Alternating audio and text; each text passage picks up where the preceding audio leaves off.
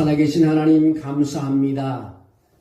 주님께서 오늘 우리에게 거룩한 주일을 허락해 주시고 주 앞에 드리는 예배를 우리가 하루에 머리 숙여 드리게 하심을 감사합니다. 한 주간 동안 준비해서 드린 우리 찬양대의 찬양을 주여 받아주심을 감사합니다. 저 찬양 가운데 저들의 기도도 함께 올려지게 도와주시고 하나님의 응답해 주시기를 빌거원합니다. 오늘 하나님이여 수고하는 대원들과 반주자와 지휘자를 기억해 주시고 하나님께 저들의 가는 길을 복 주시고 늘 기도 제목을 하나님이 기쁘게 해주시고 응답해 주셔서 날마다 하나님을 찬양하는데 어려움이 없도록 도와주시옵소서. 오늘 주 앞에 나와 모두가 머리 숙였습니다. 오늘 이 자리에 참석한 한 사람 한 사람 위에 성령이 임하는 시간 되게 하시고 하나님께서 오늘 이곳에 구름 기둥과 불 기둥을 세워주셔서 하나님 임재를 경험하는 예배의 시간 되게 도와주시옵소서. 주께서 함께함을 믿사옵고 예수님의 이름으로 기도하옵나이다. 아멘. 인사 한번 하겠습니다. 당신은 하나님께서 특별히 사랑하시는 귀한 분입니다. 시작. 당신은 하나님께서 특별히 사랑하시는 귀한 분입니다. 오늘 하나님의 말씀 제목은 눈 오는 날 사자를 잡는 믿음이라는 제목을 잡아봤습니다. 오늘 이 눈 오는 날 사자를 어떻게 잡는지 여러분 아셔서 이 어려운 시기에 믿음으로 일어나는 삶이 됐으면 좋겠습니다. 여러분, 성경에는 수많은 믿음의 사람들이 등장합니다. 그들의 공통점이 무엇인지 아십니까? 고난이 없었습니까? 아닙니다. 늘 형통했습니까? 아닙니다. 환경이 좋았습니까? 그것도 아닙니다. 오히려 성경은 뭐라고 말하냐면 환난 중에도 즐거워하나니 환난이 있었다는 것을 말해주고 있습니다. 또 불시험을 이상한 일 당하는 것 같이 여기지 말라고 베드로전서 4장 2절에도 말하고 있습니다. 믿음의 사람들에게도 불시험이 있다는 것을 알려주고 있습니다. 성경의 믿음은요, 편안한 의자에서 증명되지 않습니다. 믿음은 언제나 현실 가운데서 증명되고 있습니다. 우리 인생에는요, 사자를 만나는 날이 있습니다. 몸이 병들었을 때 사자를 만나는 것입니다. 가정경제가 무너질 때 사자를 만나는 것입니다. 사람들과의 관계가 배신으로 무너질 때 사자를 만나는 것입니다. 더 이상 도망갈 길이 없다고 느껴질 때 사자를 만나는 것입니다. 그때 우리는 묻습니다. 하나님 왜 하필 나입니까? 하나님 왜 하필 지금입니까? 하나님 왜 하필 눈 오는 날입니까? 오늘 성경은 우리에게 한 사람을 보여주고 있습니다. 눈 오는 날 도망칠 길이 없는 함정 속에서 동물의 왕 사자를 정면으로 마주해 그 사자를 죽인 사람이 있습니다. 오늘 본문의 그 사람은 여호야다의 아들 브나야라고 말하고 있습니다. 도대체 브나야는 어떤 사람인가? 다윗 당시에 다윗 주변에는 많은 장수들이 있었습니다. 특히 다윗 곁에는 3인으로 부르는 장수가 있었는데 그 장수의 이름은 야소보암 엘르아살 산마라는 분이 있었습니다. 그들은 다윗을 위해 목숨을 바친 사람들입니다. 좀 더 자세히 말하면 블레셋과 전쟁에서 적진을 뚫고 들어가 다윗을 위해 베들레헴 성문 곁에 우물에서 물을 떠온 사람들입니다. 다윗 주변에는 항상 400명, 500명, 600명의 병사들이 머물러 있었습니다. 또한 다윗의 신복들이 있었는데 특히 다윗이 믿을 수 있는 부하가 37명이 있었는데 오늘 읽었던 성경 그 25장 이후에 26절에서 27절에 37명의 이름이 기록되고 있습니다. 이외에도 요압과 아비새와 아사리 같은 당대의 네노라고 하는 훌륭한 장수들이 항상 다윗 곁에 있었습니다. 근데 다윗을 돕는 자 중에서요, 이름도 없이 빛도 없이 보이지 않는 곳에서 충성한 사람이 많았습니다. 그런데 오늘 그 사람 중에 한 사람을 소개하려고 합니다.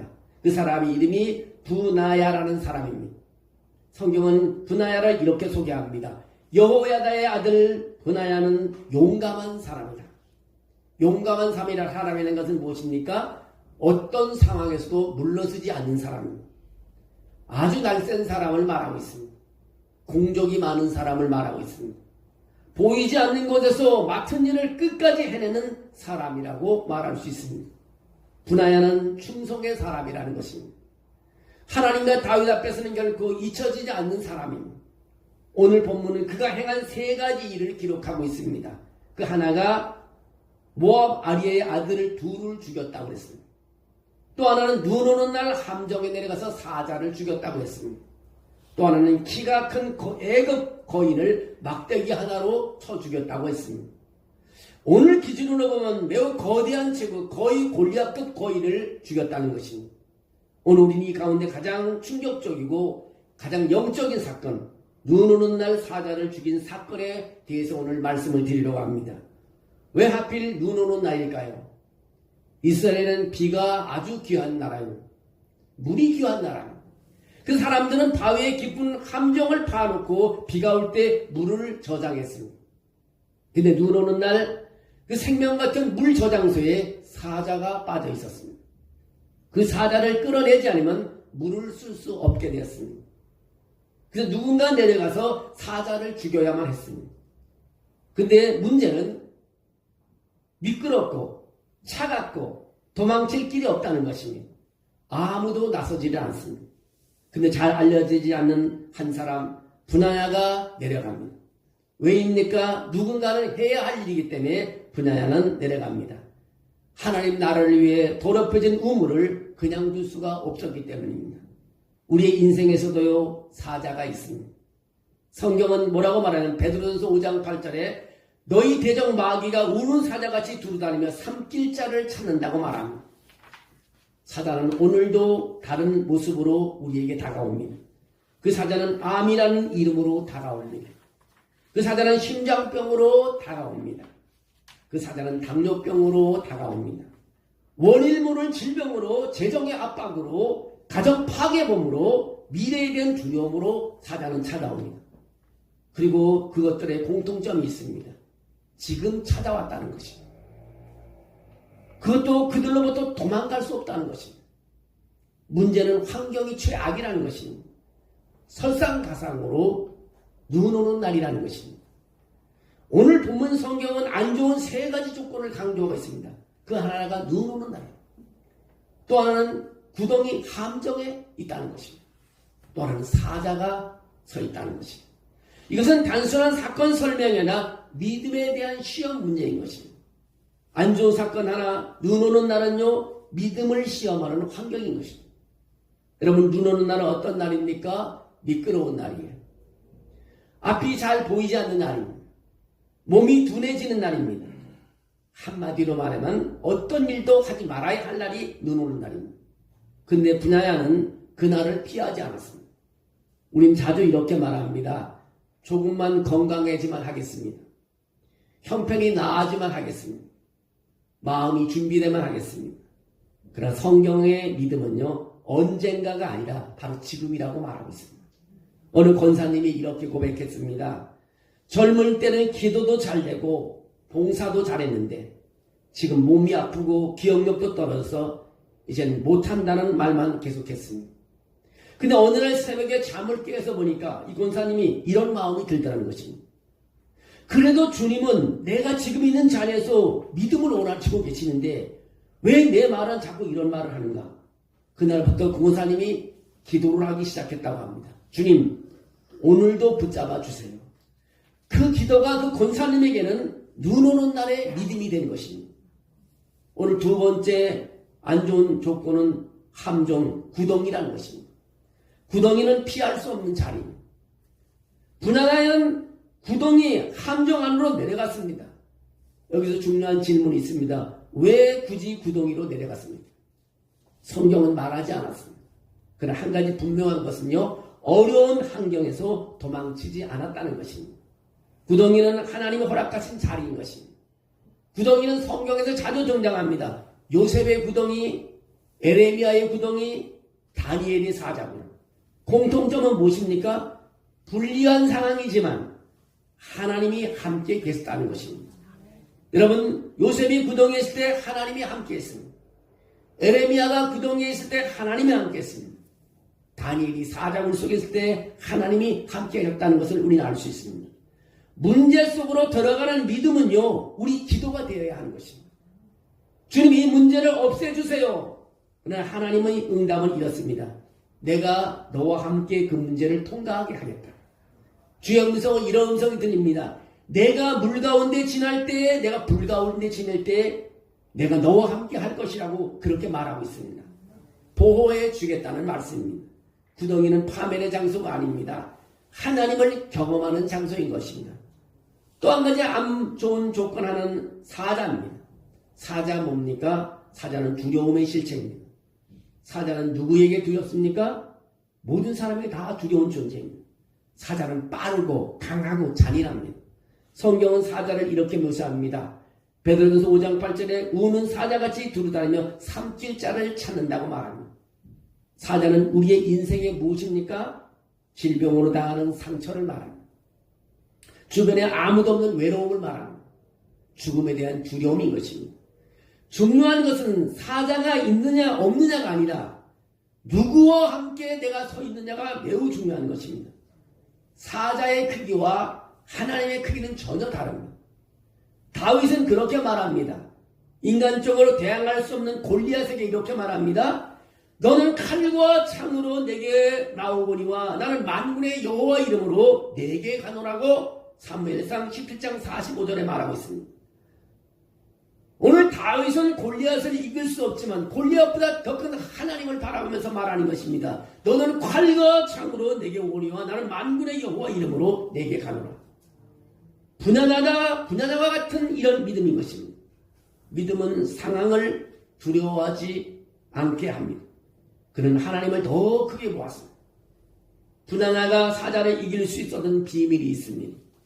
여러분, 분야나가 특별히 강했기 때문이 아닙니다. 그에게 더 깊은 비밀이 있었습니다. 그것이 뭐냐면 그의 이름에 담긴 하나님의 계시입니다.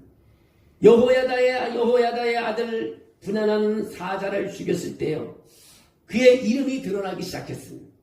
우리의 인생은 항상 사자를 바라보며 떨고 무서워하고 있습니다. 분야나가 만난 적은요, 자신의 목숨을 걸어야 할 가장 사악한 적입니다. 우리 앞에 놓인 사자는요, 약한 우리에게 너무나 버거운 상태입니다. 이런 적을 만나면 희망이 없습니다. 잔잔한 수평선이 바라보는 곳에 태풍이 불어 10m 파도를 일어나게 한다면요, 두려워하지 않을 사람이 아무도 없습니다. 여러분, 지금 무엇이 당신을 위협하고 있습니까? 가장 두려워 떨고 있는 가장 무서운 적은 무엇입니까? 바로 으르렁거리는 사자입니다. 여러분과 나의 삶을 위협하는 사자가 바로 우리 앞에 있습니다. 그 사자들은 육체적인 질병인 암으로 나타나기도 하고요, 합병증을 몰고는 당뇨병으로 오기도 하고요, 숨을 가쁘게 하는 심장병으로 오기도 하고요, 생명을 빼앗아가는 원인 모를 질병으로 다가옵니다. 이러한 것은 어느 날 가족을, 친구를, 사랑하는 사람을 빼앗아갑니다. 그리고 우리를 홀로 남겨놓습니다. 또한 사자는 재정적인 문제를 가지고 우리를 고통스럽게 하고 우리를 두렵게 만듭니다. 지금 사악하고 무서운 사자는 여러분의 인생에서 떠나가지 않고 있다는 것입니다. 분하야는 이 사자를 만났습니다. 그의 환경은 사자와 싸우기 아주 열악한 장소입니다. 그렇지만 그는 사자가 빠져있는 함정에 내려가 그와 대면을 합니다. 만약 우리가 사자와 한번 싸워본다면요, 그렇게 가정한다면 넓은 운동장이나 우리의 유리한 장소를 택하게 될 것입니다. 만약 구덩이나 박혀있는 철장 안에서 사자와 싸운다면 도망할 길이 없기 때문인 것입니다. 분하야는 싸우다 도망할 수 없는 장소에서 가장 사악하고 가장 무서운 적인 사자를 만났습니다. 여러분, 사자와 만나본 일이 있습니까? 사자가 입을 열어 이빨을 보이며 한번 울음을 소리를 내면요, 20리 밖에 있는 사람이 떨고 20리 밖에 있는 동물들이 떤다고 합니다. 오늘 성경은 분하야는 눈 오는 날 함정에 빠져있는 사자를 대면하고 있습니다. 아주 환경이 나쁜 상태입니다. 싸우기에 불리한 조건입니다. 싸워야 할 장소는 눈이 내렸습니다. 분리하면 도망쳐야 할 곳이 있어야 되는데 함정에 갇혀 있습니다. 눈을 뜨고 쳐다보고 귀를 열고 그의 소리를 들을 수 없는, 생명을 위협받는 최대의 적인 사자 앞에 지금 있습니다. 제가 어릴 때 자란 곳이요, 강원도 원주 밑에 있는 제천이라는 그런 도시입니다. 그때는 도시라고 말할 때 시골 동네입니다. 그때 눈이 참 많이 왔습니다.